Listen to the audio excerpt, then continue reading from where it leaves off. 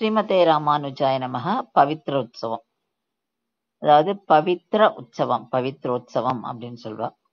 இது ஒரு ஒரு வருஷமும் ஆவணி இல்லைன்னா புரட்டாசி மாசம் எல்லா பெருமாள் கோவில்கள்லயும் நடக்கும். ஸ்ரீ வைஷ்ணவ கோவில் அத்தனையிலயும் நடக்கும் இந்த உற்சவம். அந்தந்த கோவில்ல ஆகம சாஸ்திரப்படி இந்த உற்சவம் பண்ணப்படுறது. சில கோவில்கள்ல 3 நாள் நடக்கும், சில கோவில்ல 9 நாள் நடக்கும். இந்த உற்சவம் பண்றதுக்கு காரணமும் இருக்கு.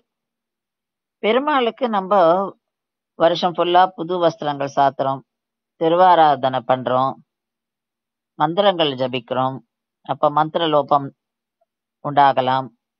நம்ம பூஜை பண்ணும்போது, வஸ்திரங்கள் சாத்தும் போது, திருவாராதனை பண்ணும்போது குறைபாடுகள் ஏற்படலாம். அப்ப பெருமாளுக்கு சாநித்தியமும் குறையும். அந்த குறைபாடுகளை நீக்கிறதுக்கான உற்சவம் தான் இது. இப்ப இந்த உற்சவத்தின் போது யாகம் பண்ணி பெருமாளுக்கு திருமஞ்சனம் பண்ணி அந்த குறைபாடுகளை நீக்குவா. அதை விட முக்கியமானது என்னன்னா, பவித்திரமான நூல்களை கொண்டு மாலைகளை பண்ணுவா. அந்த மாலைகள் நம்ம கலர் கலரான மாலைகளை பார்க்கலாம். இந்த மாலைகள் பெருமாளோட திருமேனியை அலங்கரிக்கும். அதாவது பெருமாளோட அங்கங்களை தொட்டு அதை சமர்ப்பிச்சிருப்பா. அதுதான் இந்த உற்சவத்தோடையே ஹைலைட்.